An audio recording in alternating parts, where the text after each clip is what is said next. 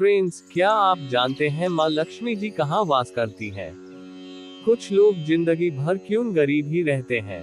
चलिए इस कहानी से जानेंगे। एक बार की बात है, राजा बलि समय बिताने के लिए एकांत स्थान पर गधे के रूप में छिपे हुए थे।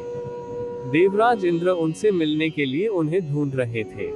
एक दिन इंद्र ने उन्हें खोज निकाला और उनके छिपने का कारण जानकर उन्हें काल का महत्व बताया। साथ ही उन्हें तत्वज्ञान का बोध कराया। तभी राजा बलि के शरीर से एक दिव्य रूपात्मा स्त्री निकली। उसे देखकर इंद्र ने पूछा, दैत्यराज, ये स्त्री कौन है? देवी, मानुषी अथवा आसुरी शक्ति में से कौन सी शक्ति है? राजा बलि बोले, देवराज, ये देवी तीनों शक्तियों में से कोई नहीं है। आप स्वयं पूछ लें। इंद्र के पूछने पर वे शक्ति बोली, देवेंद्र, मुझे न तो दैत्यराज बलि जानते हैं और न ही तुम या कोई अन्य देवगण। पृथ्वी लोक पर लोग मुझे अनेक नामों से पुकारते हैं, जैसे श्री, लक्ष्मी आदि। इंद्र बोले, देवी, आप इतने समय से राजा बलि के पास हैं, लेकिन ऐसा क्या कारण है कि आप इन्हें छोड़कर मेरी ओर आ रही हैं? लक्ष्मी बोली, देवेंद्र, मुझे मेरे स्थान से कोई भी हटा या डिगा नहीं सकता है। मैं सभी के पास काल के अनुसार आती जाती रहती हूँ। जैसा काल का प्रभाव होता है, मैं उतने ही समय तक उसके पास रहती हूँ।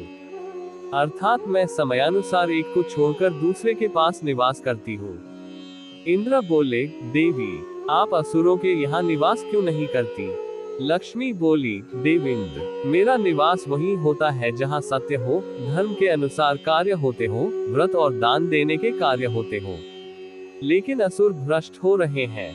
ये पहले इंद्रियों को वश में कर सकते थे, सत्यवादी थे, ब्राह्मणों की रक्षा करते थे, पर अब इनके ये गुण नष्ट होते जा रहे हैं। ये तप उपवास नहीं करते, यज्ञ, हवन, दान आदि से इनका कोई संबंध शेष नहीं है। पहले ये रोगी, स्त्रियों, वृद्धों, दुर्बलों की रक्षा करते थे, गुरुजन का आदर करते थे, लोगों को क्षमादान देते थे। लेकिन अब अहंकार, मोह, लोभ, क्रोध, आलस्य, अविवेक, काम आदि ने इनके शरीर में जगह बना ली है।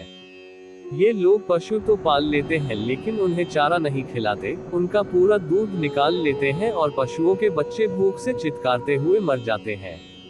ये अपने बच्चों का लालन पालन करना भूलते जा रहे हैं। इनमें आपसी भाईचारा समाप्त हो गया है। लूट, खसोट, हत्या, व्यभिचार, कलह, स्त्रियों की पतिव्रता नष्ट करना ही इनका धर्म हो गया है। सूर्योदय के बाद तक सोने के कारण स्नान ध्यान से ये विमुख होते जा रहे हैं। इसलिए मेरा मन इनसे उचट गया। देवताओं का मन अब धर्म में आसक्त हो रहा है। इसलिए अब मैं इन्हें छोड़कर देवताओं के पास निवास करूंगी।